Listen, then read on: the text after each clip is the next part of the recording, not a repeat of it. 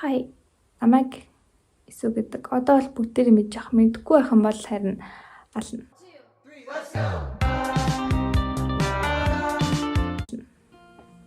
Жин гэрэл мэрлээд. Окей. За тэгээд шүү дээ. Өнөөдөр болохоор зүгээр юм ярина заяа. Kind of like a podcast. Надад ярмаар байгаа нэг 2 3 сэдв байгаа хгүй юу? Хамгийн түрүүнд болохоор шүү дээ. News flash монголчууд угаасаа урлаг ойлгодоггүй. Угаасаа болоод урагшаа явдаггүй. Энийн талаар би жоохон ярмаар санагдсан байхгүй юу? Би хэд хоногийн өмнөөс нөгөө Facebook-ээс нэг юу олж харсан. Мэдээлэл олж харсан байхгүй юу? Тэр мэдээлэл нь болохоор нөгөө нэг спот тогтох илүү нэг артистийн уран бүтээл байсан.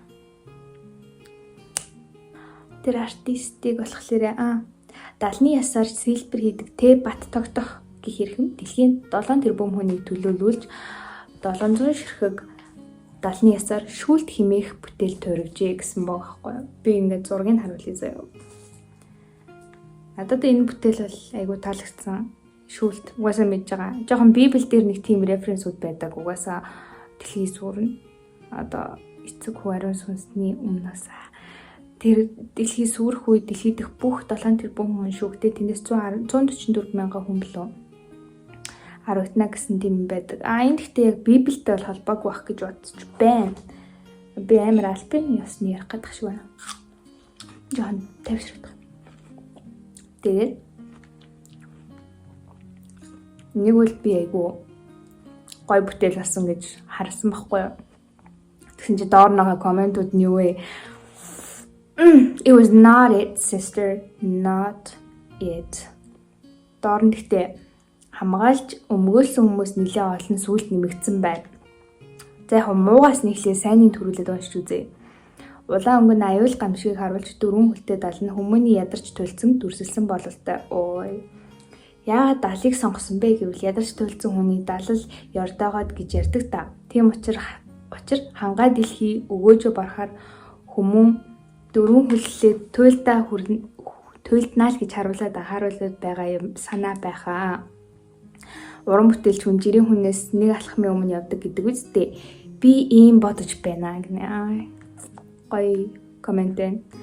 Тэнгуүтэн доор нагаа комментууд ингэж байгаа байхгүй юм. Муу ярын юм хийж яах юм. Bro. Literally. Энийг тийм муухай санагдаад байх юм. Тэгээд улаан өнгөтэй бүтээгчин тайлбар өгсөн юм болов гэнэ. Манайхаа юм байдаг байгаа шүү. Урлагийн бүтээл гэдэг бол бүтээлч мэдээж ямар нэгэн санааг илэрхийлж хийн. Тэрийг айл болох үзэгчд одоо тэр урлагийг харах хүмүүст бол айл болох ойлгомжтой байхаар хийж өгөх гэж хичээдэг. Гэхдээ урлаг гэдэг бол ингээд заавал энэ ийм очиртай шүү гэдэг ингээд бүтээлчин чамд амруучин хийж өгөх биш. Хүнд ямар мэдрэмж төрүүлж юм. Тэрнтэй айгүй холбоотой байдаг. Тэрийг бол манай үздэг хүмүүс мэдж байгаа. My friend-ууд мэдж байгаа. Ягаад тэгэхээр амар мэдрэмжтэй болох. Тэгээд зэлэгч нь хог тариад өдрөгд. Завтай шаасан гэх. Би иймэр хүмүүст бүр Why do you exist? Яа дамид үт юм бэ? Чохом үннийг өгүүлжээ гэсэн коммент байна. I love this. Ойлгох ухаан хайрлж гэж. Ойлгож идэх юм юу юм бэ?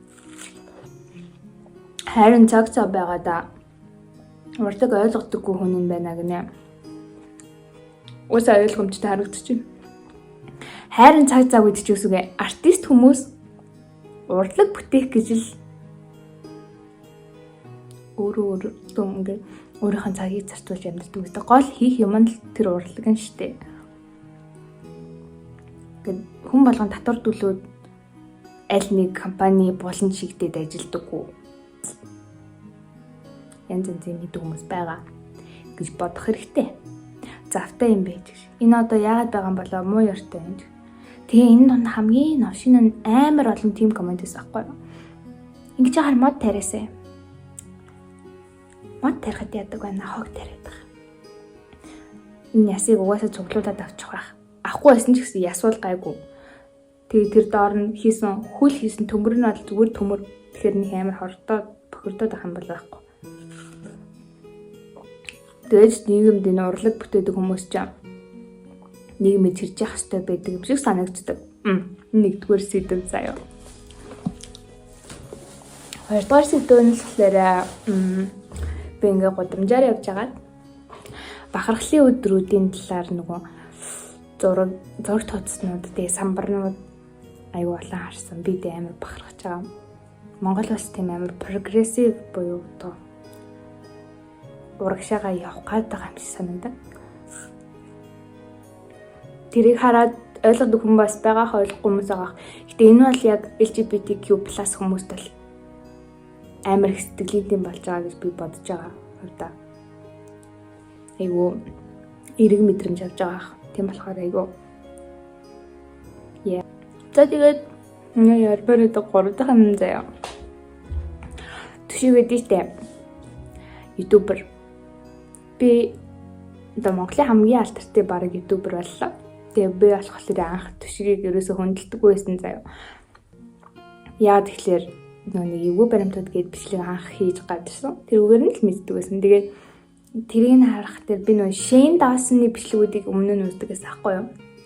Shane Dawson-ы нөгөө Creepy Facts, Conspiracy Theory гэдэг тийм бичлэгнүүд бүр яг дуурайгаад дуугийн нэг Артурны явдаг background music-ийг хүртэл тэр чигтэн бүгдийн дуурайгаад бичлэг хийдэг гэсэн аахгүй юу?